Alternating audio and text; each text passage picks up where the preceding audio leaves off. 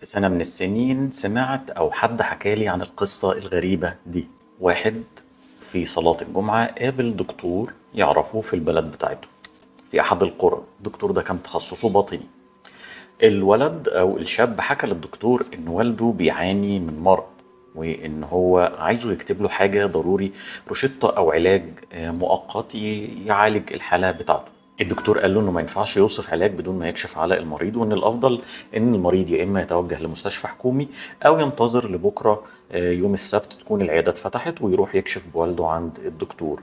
ولكن الابن اصر، وتحت الحاح وضغط من الابن الدكتور بيكتب له علاج مؤقت للحاله بتاعته، وبيقول له ان ده مش كفايه وانه لازم يكشف ويتوجه للطبيب عشان نبقى مظبطين العلاج وعارفين الشكوى بسبب ايه بالظبط. الا ان الابن ما عملش كده وفضل ياخد العلاج ده مع نفسه، وحصل المتوقع واللي كلكم متوقعينه ان حالة الاب تدهورت جدا. الابن هنا اتخذ قرار غريب عجيب ويعني غير متوقع. راح اشتكى الدكتور في النيابة العامة بتهمة الإضرار العمد بوالده وتقديم دواء غير مناسب لحالته ومطالبة بالتعويض. الموضوع نزل بالصاعقة على الدكتور اللي ما كانش عايز يعمل حاجة، يعني ما خدش فلوس أو ما كانش في نيته حاجة، هو كتب العلاج تحت إلحاح من المريض، ودي الغلطة اللي هو عملها.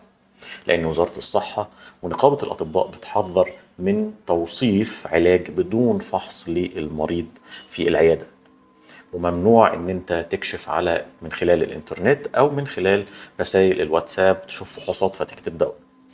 والموضوع ده مجرم ومحرم نهائيا.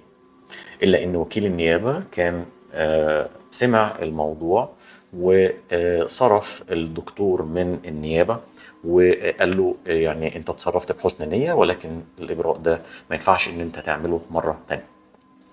القصه دي بتقول حاجات كتير، بتقول ان الصح هو الصح، وان انت ممكن يصعب عليك حد بس انت ما تبقاش عارف تصرفه ايه، وان لو حد اجبرك كدكتور انك تعمل حاجه غلط فانت ما ينفعش انك تعملها، وان احنا بنقدم في العيادات بتاعتنا كشف مجاني للي مش قادر ان هو يكشف. ومش معنى ان انت مش قادر تكشف ان احنا نضغط على الدكاتره يكتبوا لنا علاج غير مناسب للحاله بتاعتنا.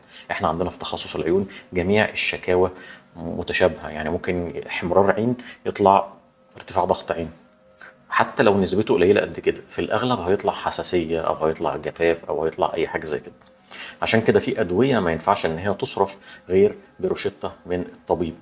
والدول اللي هي بتطبق الموضوع ده نتمنى ان الموضوع ده يبقى مطبق في مصر، مش اي حد معاه اي دواء يروح ياخده من الصيدليه، بالذات بقى ادويه المضادات الحيويه والادويه اللي فيها كورتيزونات والحاجات دي. في ادويه بتتاخد من الصيدليه عامه بدون وصفه طبيه، زي ادويه الحساسيه البسيطه، قطرات الحساسيه البسيطه وقطرات جفاف العين. اما العلاجات الاخرى فبتتطلب كشف ومتابعه مع الطبيب، وما ينفعش انت تاخدها مع نفسك لان ساعات بيكون ضررها اكبر من نفعها. شكرا جزيلا ان انتم سمعتم القصه دي، اتمنى ان احنا كلنا نطبقها. الكشف مجاني عندنا في العياده للي مش قادر على تكلفه الكشف. مع السلامه.